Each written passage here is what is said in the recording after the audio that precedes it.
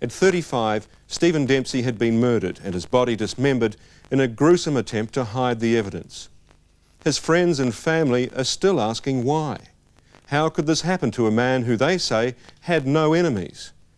Well, now Sydney detectives say they're closing in on Stephen Dempsey's killers. Slowly but surely, they're unravelling this mystery. Our angel. The time comes for all of us, we don't know when. When we are small, we want to grow. When we grow, we want to be small again. The only thing is, once that cage is open, our wings unfold. Then they spread, and when they do, we soar. Goodbye, Stephen. Your beautiful wings have grown. At this moment, we close our eyes and we watch you soar high up into the sky. These are the last pictures taken of Stephen Dempsey alive. He loved the beach and was a good surfer. He loved to party and was a fabulous dancer. He loved his family, and even though Sydney was his home, he was always in touch with his mother and brothers in New Zealand. He was tall, dark, handsome and gay. Everyone loved him, well, everyone that knew him. But last August, Stephen Dempsey was shot dead. Shot through the heart with an arrow. Murdered, it appears, by a total stranger. Come on, John, let me show you all the cards we've received. Steve was the oldest of Lulu Dempsey's 5 children. And when she separated from her husband, Bill, 23 years ago, it was Steve who stepped into his father's shoes. He was so trusting. Trusted anybody. Was Stephen a guy that took risks? I think the life of being a homosexual, to me, has always been a risky one, always been a dangerous one, because there are people out there that don't understand. In fact, though Steve had known he was gay since he was 15 years old, Lulu had difficulty accepting this. I thought, it'll go away. You know, he'll grow out of it. I would always say, well, have you met a delightful lady yet? No, Mum, you know. So, 2 months before he disappeared, he rang, and as usual, we're always concerned about Lisa. And I don't know what made me say it, but I did. I said, enough about your sister, she's fine. What about you? When are you going to find yourself a partner? He said, well, that's all right, Mum. I've got a nice friend. I said, well, I'm glad to hear that. And I thought, great, this is good. I felt good about his situation. And ironically, didn't make any difference, did it?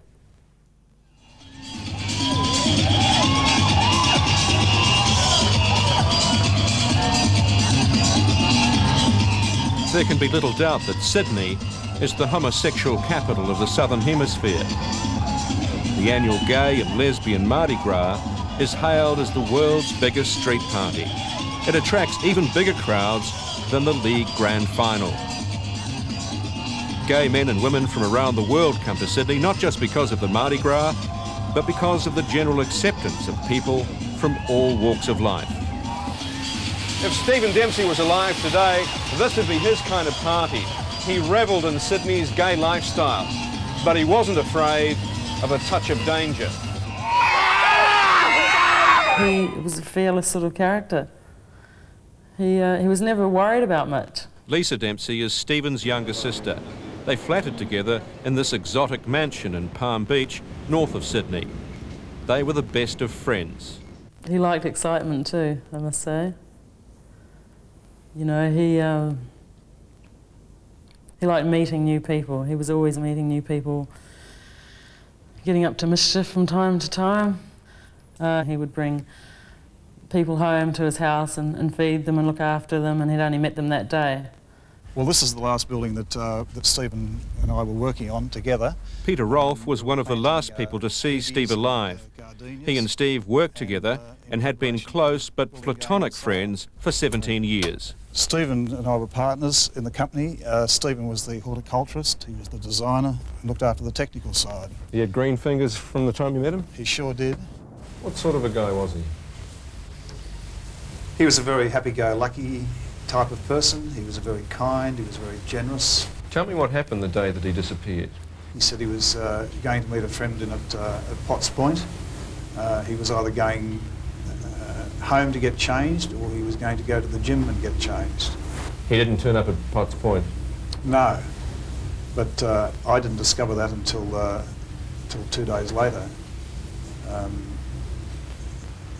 In hindsight, if I'd known that right from the beginning, I think I would have suggested to Lisa that we notify the police earlier than when we did. It was Peter who discovered Steve's abandoned car at this reserve. Well, I was on my way home and I knew that Stephen came here occasionally, so I thought I'd call him as I went past. And here was the car, right here? Here was the car. I pulled over on the other side of the car there. I was in a state of shock, I can remember, and I sort of raced around and checked the car to see if it was locked, and whatever it was. I called out his name a few times, and then I went straight down to the nearest public phone and rang the police. What do you think might have attracted Stephen to this area that day? He'd like to come down here to watch the sunsets. There were rocks up in that area over there where he used to go from rock to rock to rock watching the sunsets. My thoughts were then, after I found where he disappeared, that it's quite easy that he may have fallen down a boulder. Lulu travelled from Auckland to Sydney to join the search for her son. And I thought, right, we'll find him. If he's injured, we will find him. And I felt really strongly that he would survive several days being such a fit young man.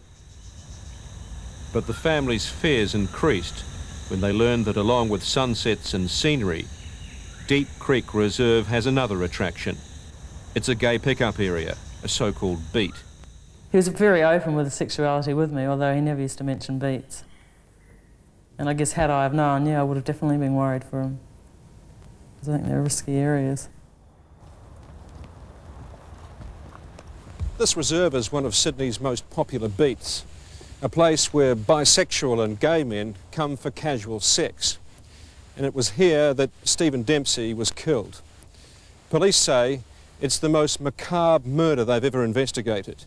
What's more, it wasn't a random gay bashing, but a totally premeditated killing.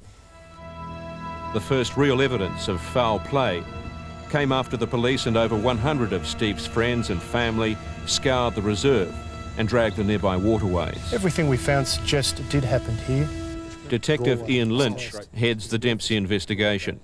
He recalls the first stages of his inquiry. We found evidence to the effect that he often frequented here. Needless to say, of course, we found his car here, we found his boot here, and we found his broken pair of sunglasses here. Stephen was a big, strong guy. Would that tend to suggest that more than one person killed him? He was a big, strong guy with a fairly placid nature. The fact that the body's been removed and so much trouble's been taken to hide the body, that perhaps is more suggestive of more than one person being involved than anything else.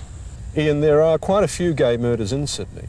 How unusual is this case? This is the most unusual case I've been involved in, whether it be gay or otherwise. For 5 months, Stephen Dempsey's disappearance remained a mystery. While detectives suspected he'd been murdered, it was only a suspicion.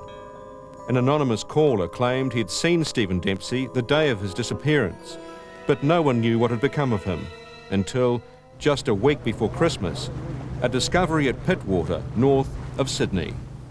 A few days before Christmas last year, 5 months after Stephen Dempsey disappeared, a group of young tourists discovered a male torso washed up on the beach here at Morning Bay. That's 20 kilometres from where Stephen Dempsey was last seen.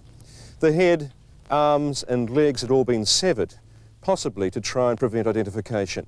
The torso was wrapped in chicken wire and weighed down with rocks, but still managed to float. For the police, it was a major breakthrough in this macabre mystery. I screamed, but at least we knew what had happened, rather than go on endlessly for maybe years and not know.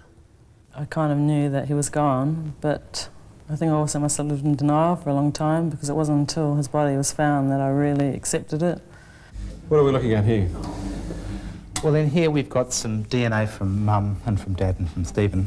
Unable to identify the body using fingerprints or dental records, pathologist Chris Lawrence matched DNA samples from the torso with DNA from Steve's What parents. you can see is the mother, the father and Stephen, and again here, mother, father and Stephen. And we were able to say there was a 99.9% probability that this person was Stephen Dempsey. And it's the first time you've used DNA to identify a body like this in Australia? Yes, the first time we've used it here in New South Wales. What can you tell us about the way that Stephen's body was dismembered? It was done very neatly with a sharp object. There's only one major cut wound on the bones, so the joints were taken off very neatly. It's quite a difficult thing to do, and it implies that the person's probably got some experience of doing it before. Somebody who's maybe a hunter or possibly has some experience in butchering animals. A neat and tidy job. A very neat and tidy job. And in addition, after the limbs were cut off, the person had taken a lot of time to wrap the body in wire, carefully tie off all of the wires, and generally do a very meticulous job in terms of disposing of the body. When we first spoke to the police, they weren't revealing just how Stephen Dempsey had died. A very unusual murder. What makes it unusual? Everything. Everything you can't tell me. Yeah. Everything you know and everything I can't tell you, yes. But last week, they called a press conference. They revealed why there's growing confidence that Stephen Dempsey's killers will be found. His death has been caused by an arrow wound to the chest.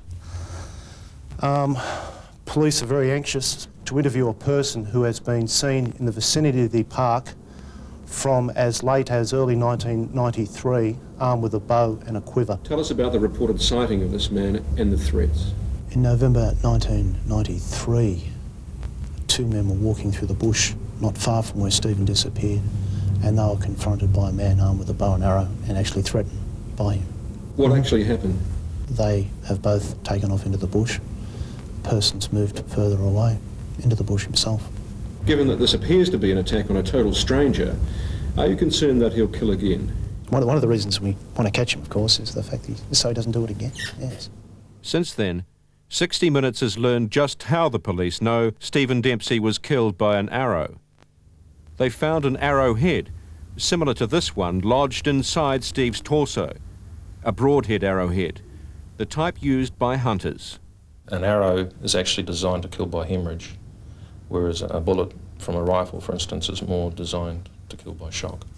Trevor Irvine is the president of the New Zealand Field Archery Association. His expertise suggests that Steve was probably killed by a traditional hunting bow like this one, rather than the more common archery instrument, the compound bow. If you were to fire a compound bow at relatively short range, what would happen if it hit a human being? I believe it would pass right through them. We've also learned that the arrow shaft was probably fiberglass. Such arrows are often used by hunters to catch fish because of their ability to penetrate the water. This information helps police close the net on Steve's killers. An arrest would certainly help Steve's family put their loss behind them. Look, I believe in karma, and I believe those people will get their karma some way or another, whether they're caught or whether they're not. It's something they have to live with. But I don't want to live with it. I don't want to live with that bitterness towards these people, because I'm the one who's going to be suffering from that. Watch out, there's a big step down there. Right. Danny, step. Lisa Dempsey has moved out of the mansion she shared with Steve to find a new home in Sydney. Ironically, Steve's murder has brought the Dempsey family closer together. Lisa has spoken to her father for the first time in 23 He years. said, "You sound so different." And I said, "Different? I was 6 years of age last time we spoke. I'm 29 now. I think I would sound different. I'm a woman." And the emotional reunion with her father brought a bonus. Having lost a brother, Lisa discovered she has 4 half-sisters. 4 half Aboriginal sisters, I believe. I always wanted a sister. I didn't know I was going to get 4 of them. I'll keep his ashes in the hope that we'll find the rest of him. And then on the 2nd of August of this year, that'll be a year since his disappearance, I'll have a memoriam.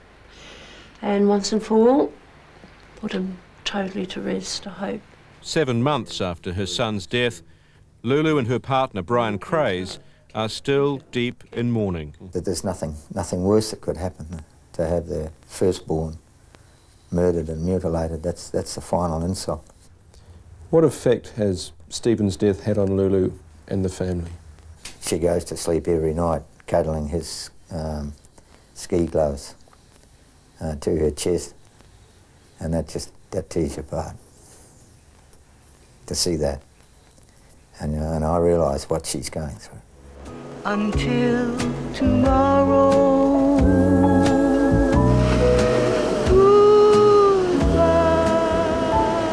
I just think, how on earth could anyone do that to my son? Not only is he beautiful in person, but in physique, he's a beautiful, beautiful looking male. How, where did they get this hate from?